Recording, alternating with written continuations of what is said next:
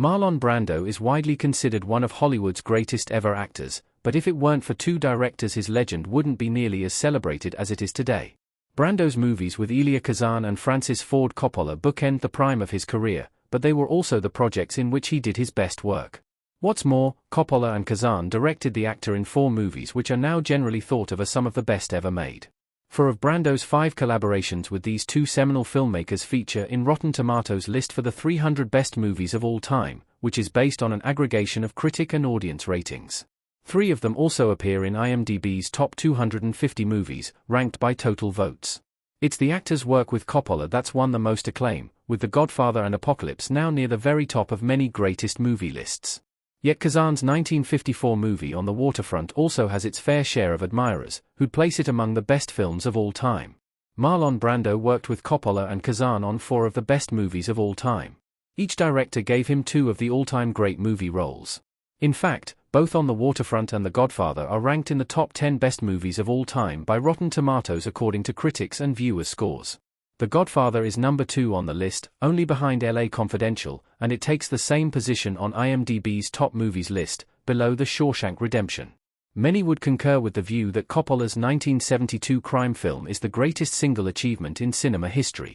His later war epic Apocalypse Now is further down the Rotten Tomatoes list at number 70, but it features at number 56 on IMDb.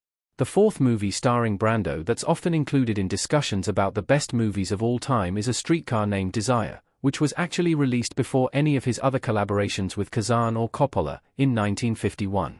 Kazan's film adaptation of Streetcar is number 245 on Rotten Tomatoes' all-time list.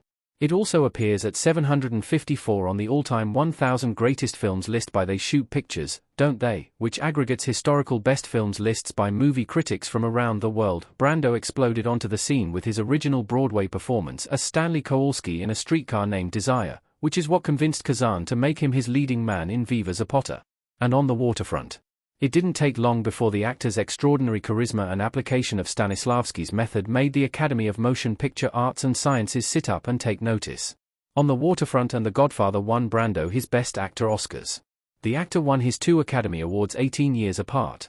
Marlon Brando was nominated for his first Academy Award for portraying Kowalski on screen, and then again for depicting the Mexican revolutionary Emiliano Zapata in Viva Zapata the following year. After Brando's 3rd consecutive Best Actor nomination, earned for playing Mark Antony in a Hollywood version of Julius Caesar 1954, it was 4th time lucky a year later, when he won the Oscar for portraying former prizefighter Terry Malloy in On the Waterfront. The actor was essentially adapting the sensibility he'd brought to Stanley Kowalski 3 years earlier, but he managed to turn the roguish Malloy into an incredibly likable, sympathetic underdog that it would be 18 years before he'd win another Oscar, for playing the titular character, Vito Corleone, in Francis Ford Coppola's screen adaptation of The Godfather. His performance was a dramatic transformation from the Brando Hollywood had been used to up to that point, and represented an incredible comeback from the position of indebted film industry outcast. Coppola had also had to fight hard to make Brando his godfather, against the will of Paramount Studios, who the actor never forgave for their lack of support. Kazan and Coppola knew how to get the best out of Brando as an actor. They were the only directors who found him easy to work with. It's clear that no one could get a performance out of Marlon Brando quite like the 2 directors to whom he owed the most in his career. Many other directors allegedly found Brando difficult to work with, a claim Francis Ford Coppola responded to 3 years ago. Coppola said far from being a problem to work with on The Godfather and Apocalypse Now, the actor was a kind of genius who required minimal effort from his director during shooting. Elia Kazan corroborated this view in an extended interview with Jeff Young, published in Young's book Kazan. The master director discusses his films.